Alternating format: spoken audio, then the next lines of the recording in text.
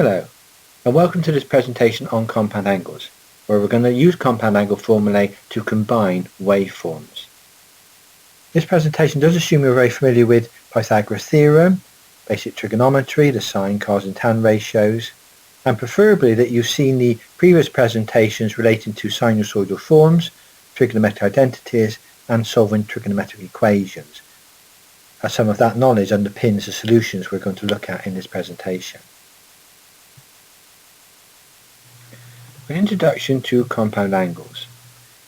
It's often required to rewrite expressions that involve the sine, the cosine or the tangent functions into alternative forms. Such alternative forms can be obtained by using trigonometric identities, something we outlined in the previous presentation.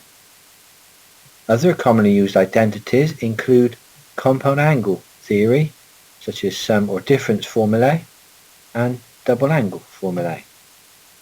Also, many sine and cosine functions can be quite difficult to integrate without resorting to compound angle formulae to simplify the integrals.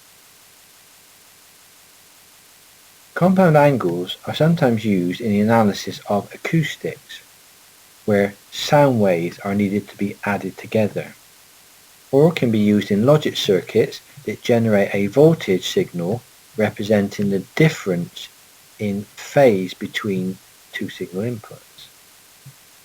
So waveforms such as 5 sine omega t plus 12 cos omega t can be added together using compound angle theory, and equations such as 5 sine omega t plus 12 cos omega t equals 10 can then be solved analytically. Some reference information here. We'll be using Pythagoras' theorem in the calculations we're going to look at. Don't forget that Pythagoras' theorem applies to right angled triangles only, so we must have a right angle in the triangle to use Pythagoras' theorem. The hypotenuse side is always opposite the right angle, always the largest side, labelled C in this diagram. Pythagoras' theorem states that the square of the hypotenuse, so c squared in the triangle above, is equal to the sum of the squares of the other two sides. So in this case, that would be a squared plus b squared. Often within this work, we'll actually want to find the side length c, the length of the hypotenuse. So to find side length c, we square root both sides. So c is equal to the square root of the a squared plus b squared in the bracket. Further reference information here related to basic trigonometry. Again, don't forget basic trig can only be applied to right angled triangles. So again, we need the right angle in the triangle. The opposite side to the right angle is the hypotenuse. And with angle theta stated here, the angle at B, the opposite side would actually be this side, labelled B here, and the adjacent side would be the remaining side, labelled A. Often we use the mnemonic SOHCAHTOA to remember our various ratios, sine, cos and tan. So the definition of the sine, this is the SOC part of the SOHCAHTOA, is the sine of the angle is the opposite over the hypotenuse, b upon c, using notation above. The Ka part of the mnemonic means cosine of the angle is equal to adjacent over the hypotenuse, so a over c, using notation above. And finally, the TOA part of the SOHCAHTOA relates to the tan of the angle, and that's equal to the opposite over the adjacent, the b upon a. These functions are programmed on your calculator. We will also be transposing these equations in this work, so the sine function can be transposed as b is equal to c times the sine of angle theta. The cos function can be transposed to give us a equals to c times the cos of angle theta, and also we'll transpose the tan function for theta. Theta is equal to tan to the minus 1, or inverse tan of b divided by a. We'll be using those expressions in the work we're going to look at in the following slides. Some further reference information here we will need related to the ASTC diagram.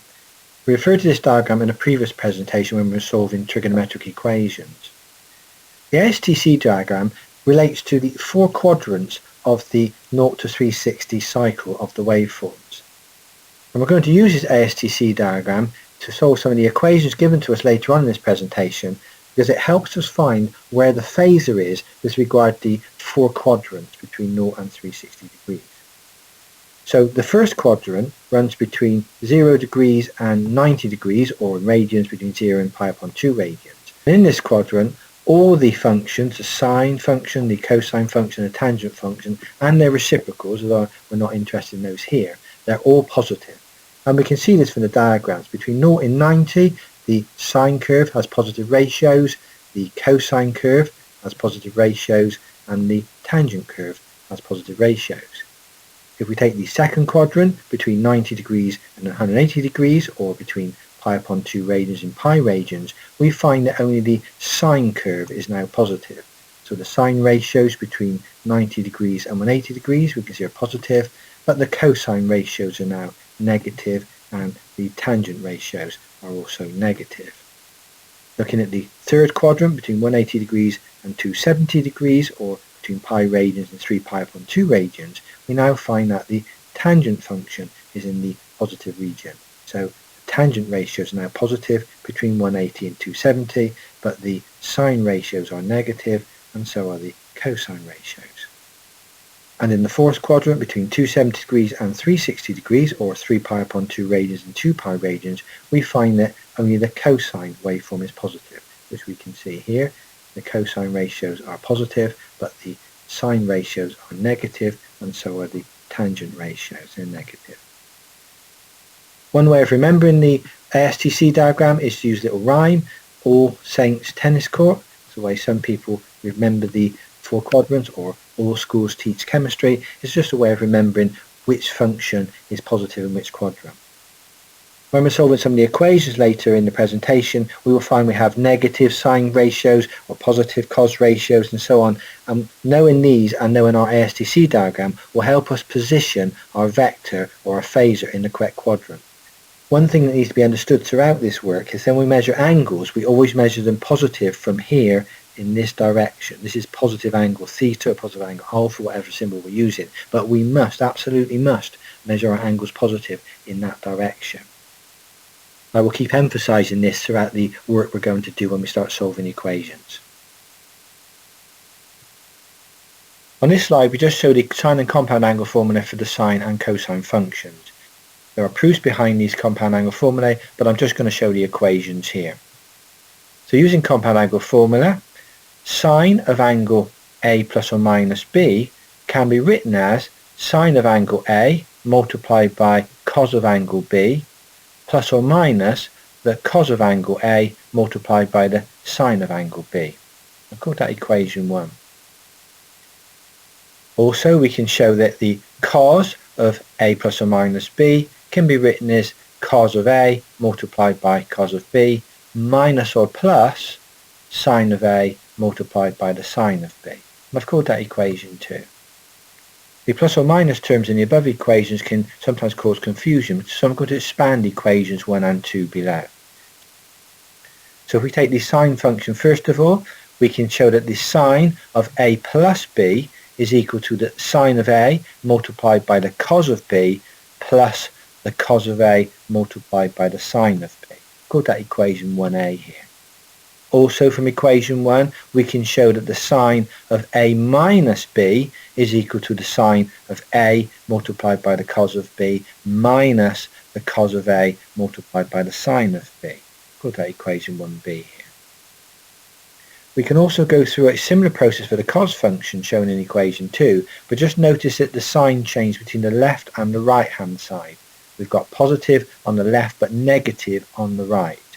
Same here, we've got negative on the left and positive on the right. And that goes back to the plus or minus on the left of equation 2 and the minus or plus on the right of equation 2. Just be careful if you're expanding the cos compound angle formula. That said, the only compound angle formula we're going to be using in this particular work is going to be equation 1a, the sine of A plus B.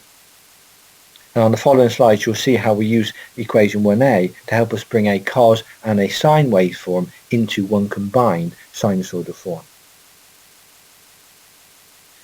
So let's look at compound angle formulae of the form r multiplied by the sine of omega t plus or minus alpha in brackets. We've looked at this in previous presentations on sinusoidal forms.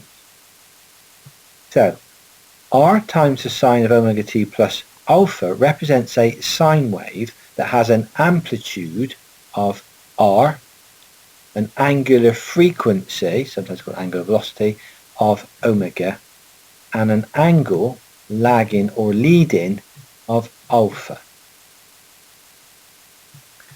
So we can take the expression r sine of omega t plus alpha and we can expand it using the compound angle formula of sine of a plus b, shown on the previous slide, equation 1a.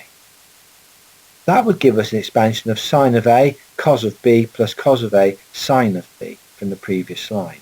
But in this case, the a would be omega t and the b would be alpha.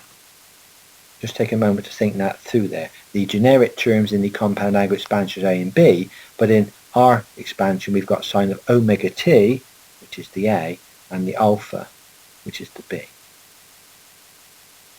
So we could write the r sine omega t plus alpha expression in terms of the compound angle expansion of r, then in brackets, sine omega t times the cos of alpha plus cos omega t times the sine of alpha. Again, noting that the omega t is the a and the alpha is the b in the generic expansion. What I've done on the next line is simply expanded the brackets, so now I get r multiplied by sine omega t multiplied by cos alpha plus r multiplied by cos omega t multiplied by sine alpha. On the following line I've just rearranged the equation slightly. I brought the r multiplied by the cos alpha to the front because that will be a constant, because r will be a constant and the angle of lag or lead alpha will be a constant, so r times cos alpha will be a constant, multiplied by sine omega t, plus the r sine alpha, again slightly rearrange that term, multiplied by cos omega t. So equation 1 there is a slightly rearranged equation of that above. What we notice here is that adding a sine and a cos function of the same frequency, in other words the omega is the same value, produces a sine wave having the same frequency. Compound angle formula continued. So if we were given two waveforms in the format of a multiplied by the sine omega t plus b multiplied by the cos omega t, then from the previous equation 1 we could write that on the left hand side as the a sine omega t plus b cos omega t equals to, from the previous slide equation 1 was r cos alpha times the sine omega t plus r sine alpha times the cos omega t. Call that equation 2 here. And if we equate the coefficients between the left and the right hand side, something we've done in our partial fractions presentation, we would equate the left hand side a with the right hand side r cos alpha, because I'm equating coefficients of the sine omega t term there, and I could rearrange that to give me cos alpha is equal to a divided by r, which is the basic cos function.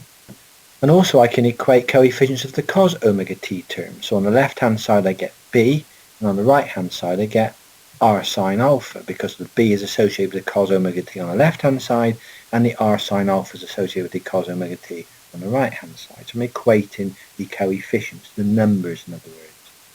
Again we can rearrange that to get sine alpha is equal to b divided by r, which again is the basic sine ratio. So using Pythagoras theorem we can calculate phasor r, and from basic trig we can now calculate angle alpha. So hence we form a combined waveform of the a sine omega t plus the b cos omega t is equal to the r sine omega t plus or minus alpha form. So using compound angle theory here we're going to take two waveforms and we can write them into a combined waveform. Compound angle formula continued. So the numerical values of a and b will be known to us because they'll effectively be given to us in the question, and the values of r and alpha we can determine.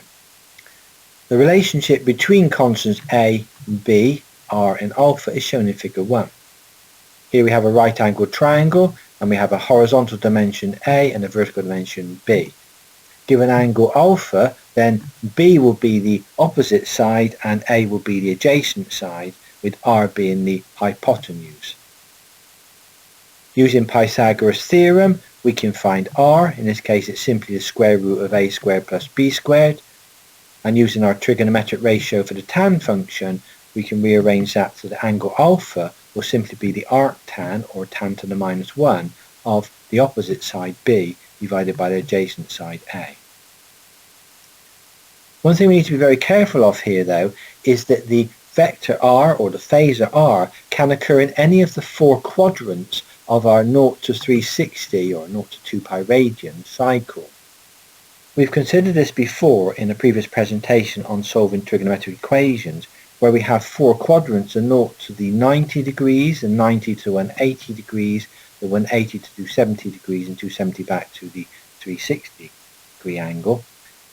And within that we find that the various ratios of sine, cos and tan change their sense. In the first quadrant, the sine, cos and tan ratios are all positive.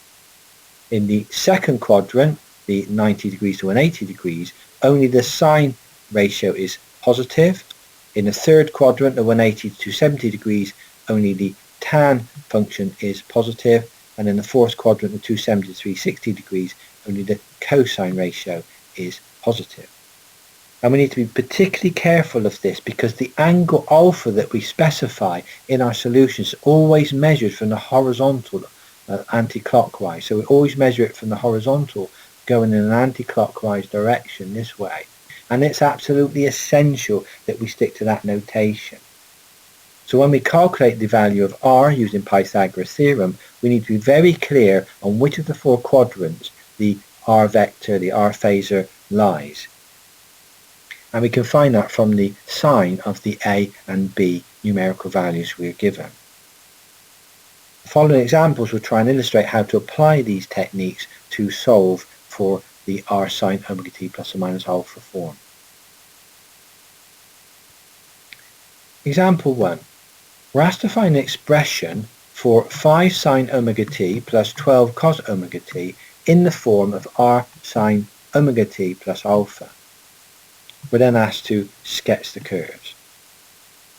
So 5 sine omega t plus 12 cos omega t must equal to r sine omega t plus alpha. And what we've got to do is find the r and find the alpha. So from our compound angle theory, equation 2 in the square brackets on the previous slide, I can write down the following expression. The a sine omega t plus b cos omega t is equal to r cos alpha multiplied by the sine omega t plus r sine alpha multiplied by the cos of omega t. So given the information in the question, the a value is 5 and the b value is 12. If we equate the coefficients of the sine omega t terms, on the left hand side I would have 5, and that's equal to on the right hand side r cos alpha. We can rearrange that equation to give cos alpha is 5 divided by r. If I equate the coefficients of the cos omega t terms, on the left hand side I will have 12, and on the right hand side I will have r sine alpha. Again, I can rearrange that for sine alpha is equal to 12 divided by r. Example 1 continued. Now there is only one quadrant in which both sine alpha and cos alpha are positive, and that's the first quadrant, and that's shown in the diagram in figure 3. We've got a horizontal value of 5 and a vertical value of 12, both positive. It puts us in the first quadrant. Using Pythagoras' theorem, we can now find the value of r, which in this case will be 5 squared plus the 12 squared, all square rooted. This gives us 13. And from the trig ratio, the alpha will be tan to the minus 1 of b divided by a. In this case, that's 12 divided by 5, opposite by the adjacent, and that gives us 67.38 degrees. Often the angle alpha is converted into radians, so the conversion is alpha is equal to 67.38 degrees multiplied by pi divided by 180 degrees. That gives us a value of 1.176 radians. So now we can write our two waveforms of 5 sine omega t plus 12 cos omega t into the form of r sine omega t plus alpha as 13 the r multiplied by the sine of omega t plus the alpha, which is in radians here, of 1.176. And that angle of 67.38 degrees or 1.176 radians is positive, and it is the actual angle because it's measured from the horizontal round to here. Example 1 continued. An alternative way of combining the waveforms is using a graphical technique and literally plotting between omega t is equal to 0 and 360 degrees, one complete cycle. We've used increments here of 15 degrees. So for the graphical solution here, I can literally work out my angles, omega t's, from 0 right through to 360. I put them also into the radians here, from 0 to 2 pi radians, and then I can work out the 5 sine omega t values and the 12 cos omega t values. I can work out all the waveform values for 5 sine omega t and for 5 cos omega t. I literally add them up to get my 5 sine omega t plus 12 cos omega t waveform. So these are just literally added up from the two previous columns on the left hand side here. Example 1 continued. So here's now a plot of the 5 sine omega t plus the cos omega t waveform. It's a solid line on our diagram here. As this is a graphical method, to work out the angle of lag or lead, we would have to inspect the curves. And what we notice is between the rise of a basic sine curve and the rise of our combined waveform, there is a lead of 67 degrees. It's 67.38 to be precise. 67 degrees we could probably scale from the diagram. One thing about the graphical method, it's nice and visual, so we can see the waveforms and how they're operating across the 0 to 360 degrees or 0 to 2 pi cycle. Sometimes we're asked to solve equations of the form, in this case 5 sine omega t plus 12 cos omega t equals to 10. So I'm going to solve this graphically here. In the following examples I'll show you how to solve these kind of problems analytically. So if the equation states equals to 10, that means 10 on the left hand side axis, the vertical axis here.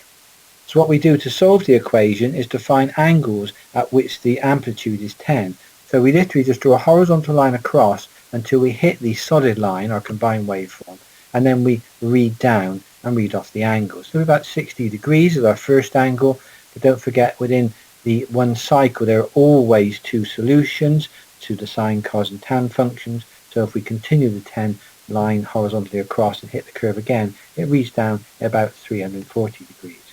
So the solutions for this equation of 5 sine omega t plus 12 cos omega t equals to 10 would be 60 degrees and 340 degrees in this case.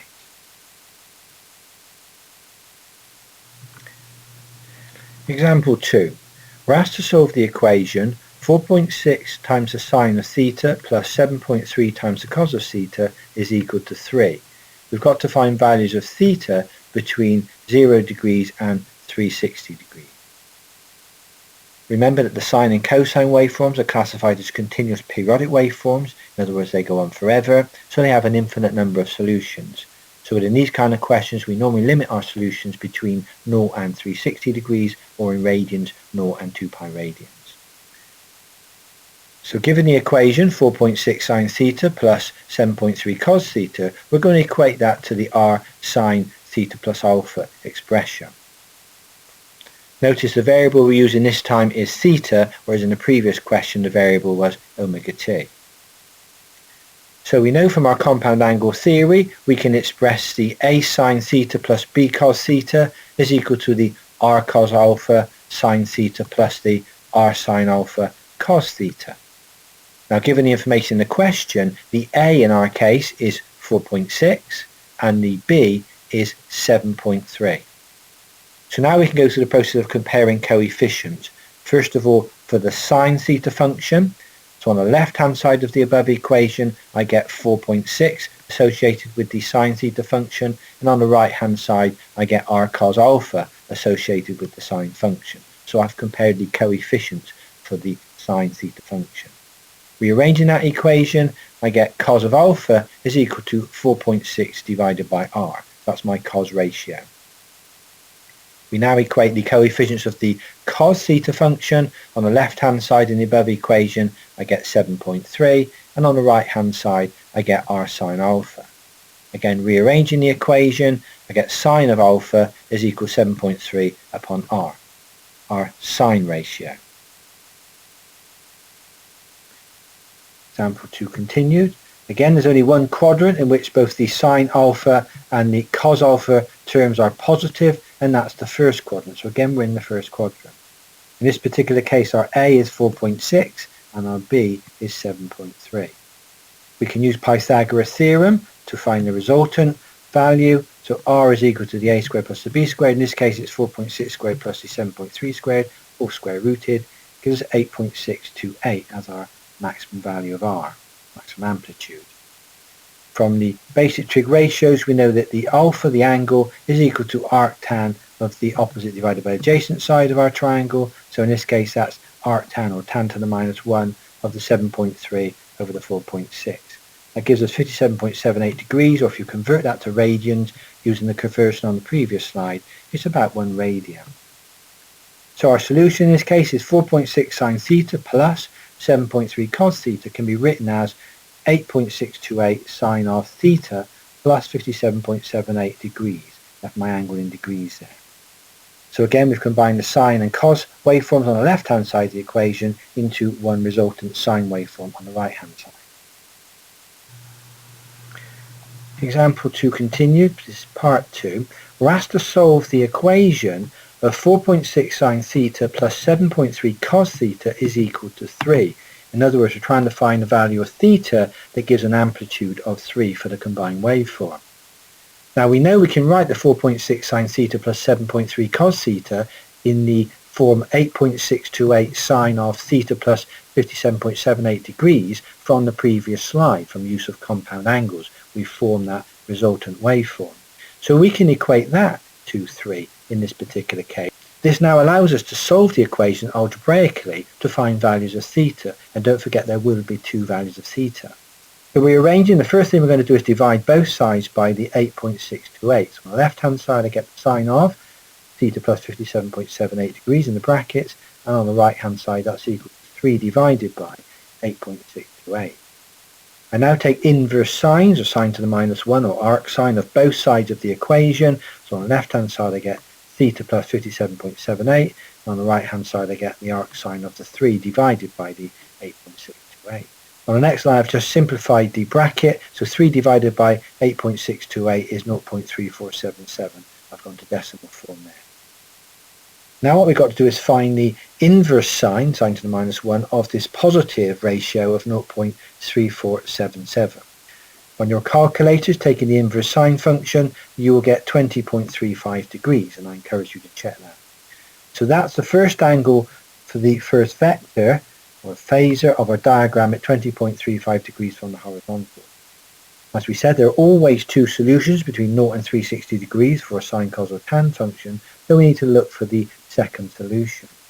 Now as the sine ratio, 0.3477, is positive, we know the second solution will be in the second quadrant, because that's sine is a positive function there.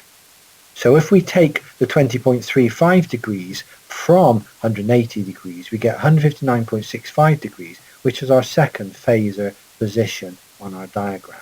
So our second solution, not given on the calculator, but that we can find, is 159.65 degrees. So now we have 2 values on our ASTC diagram that we can now use to find theta. Don't forget we haven't found theta here, we've just found the values on our ASTC diagram, from which we will now find theta to solve the equation. So noting that the left hand side of the equation still has theta plus 57.78 degrees, I'm going to solve for theta by simply taking 57.78 degrees from both sides of the equation. So theta 1, as I've termed it here, is 20.35 degrees, our first angle found. Take away the 57.78 degrees, which gives us a value of minus 37.43. Now minus 37.42 degrees is a valid solution, but we usually state our solutions between 0 and 360 degrees. So to do that in this case I'm going to add 360 degrees to the minus 37.43 degrees, get an angle between 0 and 360. So the first solution I'm looking at is 322.57 degrees. To get the second solution, I've called that theta 2 here, we simply take our second angle from the ASTC diagram, 159.65 degrees, and we again take away 57.78 degrees. That gives me a positive value of 101.87, so that's a valid solution between 0 and 360 degrees. And now I have my 2 solutions for theta 1 and theta 2. for the equation above. So if you now go back to the equation at the top of the page, the 4.6 sine theta plus 7.3 cos theta equation, and you put 101.87 degrees into it, you'll find that evaluates to 3. And the same applies to the 322.57 degree angle. That will evaluate to 3. Example 2 continued. This is a plot of the 4.6 sine theta plus 7.3 cos theta combined waveform. The solid line is the combined waveform here. Now to solve the equation graphically, we look for the position 3 on the vertical axis on the left hand side. That's our amplitude we're looking for there. And we draw a horizontal line across until it hits a solid line, our resultant waveform is about there. And we read down. It looks like it's 100-ish degrees, so 101.87 degrees we found on the previous slide seems reasonable. And if we continue the horizontal line across at height of 3 until it again hits a solid line, the resultant waveform, and read down, looks like something over 320 degrees. So again, 322.57 degrees seems reasonable. So we can again see how nice and visual the graphical technique is for finding our solutions, but it's not quite as accurate as using the analytical solution because the values we read off the graph are estimates of the final solutions, whereas the analytical method gives the exact solutions.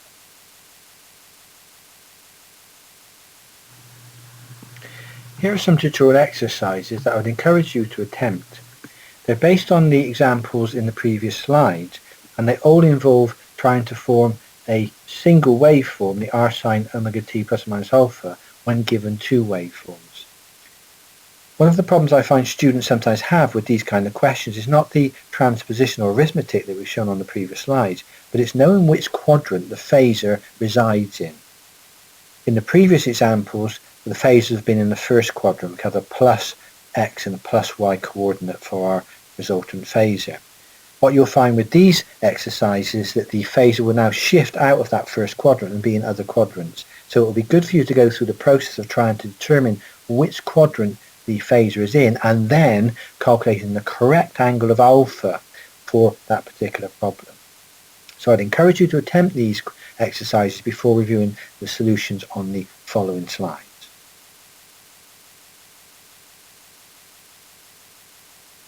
Solution to exercise 1a. We're asked to find the resultant expression for 5 sine omega t minus 8 cos omega t in terms of our sine omega t plus or minus alpha. So we can let the 5 sine omega t minus 8 cos omega t equals to r sine omega t plus alpha. Just going to use the plus term here because it turns out to be negative from the arithmetic. Well, then it was negative, but I'm going to start with a plus alpha. And we know from compound angle theory we can write that as r sine omega t cos alpha plus cos omega t sine alpha. And expanding the brackets and rearranging the equation, we know we end up with the r cos alpha sine omega t plus r sine alpha cos omega t on the right hand side. So now we're going to equate coefficients for the sine omega t. So on the left hand side, the coefficient and the number associated with the sine omega t is 5. That's 5 on the left. And we equate to the right hand side, the coefficient associated with the sine omega t is the r cos alpha, so it equals to r cos alpha. Rearranging, we get cos alpha is 5 upon r. Now equating the coefficients for the cos omega t term, so on the left hand side, be careful here, that is negative 8 is the coefficient associated with the cos omega t on the left hand side, so you must put the negative into the equation. On the right hand side, the coefficient associated with the cos omega t is the r sine alpha, so that's equal to r sine alpha. So when we rearrange this equation, we get sine alpha is equal to the minus 8 upon r. And that negative 8 will mean we're in a different quadrant to the previous examples that we've looked at. Exercise 1a continued. Now there is only one quadrant in which sine of alpha, the sine ratio, is negative and cos of alpha, the cos ratio, is positive. And that's the fourth quadrant of our ASTC diagram. So in this case, if we plot the phasor, we've got 5 on the horizontal axis minus 8 on the vertical axis, so our phasor will be down in this fourth quadrant of the diagram. We use Pythagoras theorem to find the resultant amplitude for the phasor, so that will be the 5 squared plus the 8 squared all square rooted, gives us 9.434 for amplitude of r. And to find the angle alpha, in this case it will be the inverse tan, or tan of the b upon a, that will be minus 8 upon 5. So that's minus 58 degrees. Now remember that positive angles of alpha are measured from the horizontal axis here in the anti-clockwise direction. That's positive alpha. We've calculated a negative 58 value for alpha. So the angle we're actually specifying is this angle in here going in a clockwise direction from the horizontal. If we want to specify in a positive sense, it would be 302 degrees. Either 302 degrees or minus 58 degrees defines the same phasor position. Wanted to convert the alpha angle into radians, then we just use the conversion. Minus 58 degrees multiplied by pi upon 180 gives us minus 1.012 radians. So our solution for the resultant waveform is 5 sine omega t minus 8 cos omega t is equal to 9.434 multiplied by the sine of omega t minus 1.012 radians.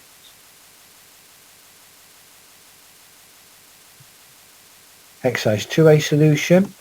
We're given this time minus 2.7 sine omega t minus 4.1 cos omega t, and we've got to combine that into the single waveform of r sine omega t plus alpha. I'm going to let you wander through the process for working out the cos alpha and the sine alpha, because it's a very, very similar process to the examples and the exercise we've done so far. So I'll let you review the solution and follow it through to here.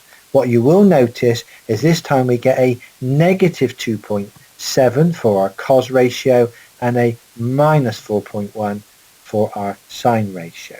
So now we need to think of what quadrant will we be in with those two negative ratios. Solution shown over the slide.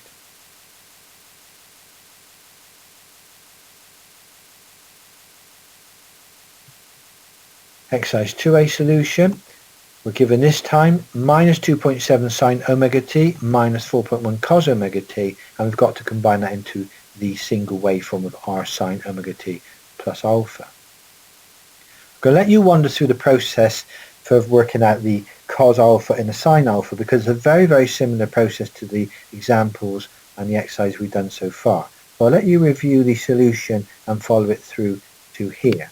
What you will notice is this time we get a negative 2.7 for our cos ratio and a minus 4.1 for our sine ratio. So now we need to think of what quadrant will we be in with those two negative ratios.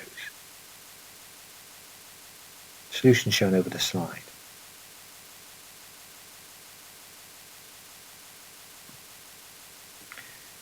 Exercise 2a continued. Now there's only one quadrant in which the sine of alpha and the cos of alpha are negative, and that's the third quadrant. So this time when we plot our vector, we'll have minus 2.7 in the horizontal and minus 4.1 in the vertical to define the phasor r in this third quadrant.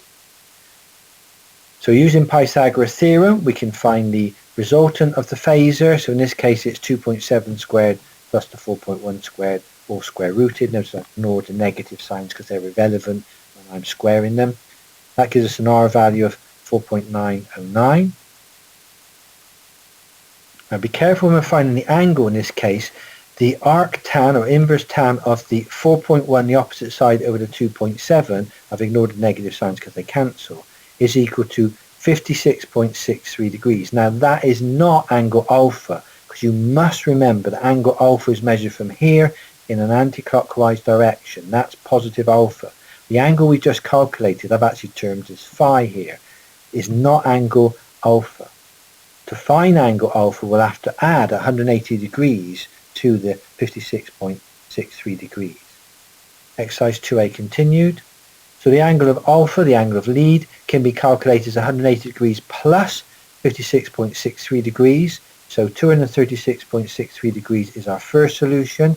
And that would be the angle, if I just sketch it on the diagram, from here right the way round to here. That's one angle. Angle of lead, I've called it there. Or the angle of lag alpha could be 56.63 degrees, take 180 degrees. That would give you minus 123.37 degrees. And that would be the angle through here. If I just sketch it on my diagram, that would be the angle from here right the way round to here. It defines the same phasor, but from different directions. If you want to calculate the alpha in terms of the radians, again, the standard conversion is used here. I've used the negative angle here.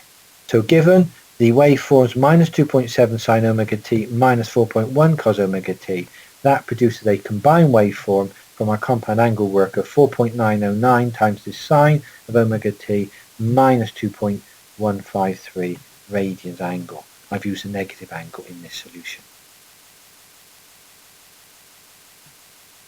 Exercise 3a, we're given in the question 3 sine beta plus 5 cos beta is equal to 4, and we're asked to find the values of beta between 0 degrees and 360 degrees.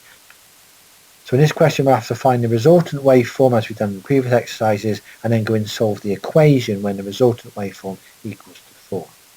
I would encourage you to work through the solution for yourselves here.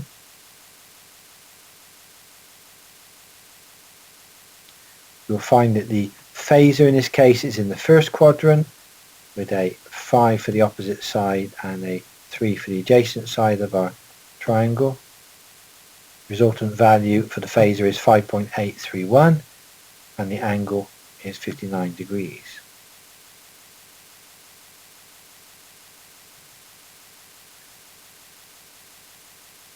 Exercise 3a solution continued. We've got to solve the equation 3 sine beta plus 5 cos beta is equal to 4. We now know that the 3 sine beta plus 5 cos beta is equal to the resultant waveform of 5.831 sine of beta plus 59 degrees from the previous slide. So we can equate the 5.831 sine beta plus 59 degrees to 4. The algebraic rearrangement for this equation now is very similar to as shown in the previous example. So the first thing we would do here is divide throughout by the 5.831. So we get sine beta plus 59 degrees equal to 4 divided by 5.831 is 0.6860. Then we take inverse sine to both sides of the equation. So we get the beta plus 59 degrees is equal to sine to the minus 1 of 0.6860. On your calculator you'll find that gives you 43.31 degrees. That gives us a phasor in the first quadrant here of 43.31 degrees. As the sine ratio is positive, 0.6860 in this case, we know that the phasor will also lie in the second quadrant, so 180 degrees take away the 43.31 degrees will give us 136.69 degrees, so our phasor lies here, and that's at 43.31 degrees from the horizontal as shown. So we've got our two angles on the ASTC diagram. Now we have to find a solution for beta, so in this case it's just taking the 43.31 angle and taking 59 degrees from that. That gives us minus 15.69, or if you add 360 degrees to that, you get 344.31 degrees to put it in our 0 to 360 domain. And our second angle of beta, we start with the 136.69 degree angle and we take 59 degrees from that to give us 77.69 degrees. So those are our two angles of beta that will satisfy the equation we were given up here.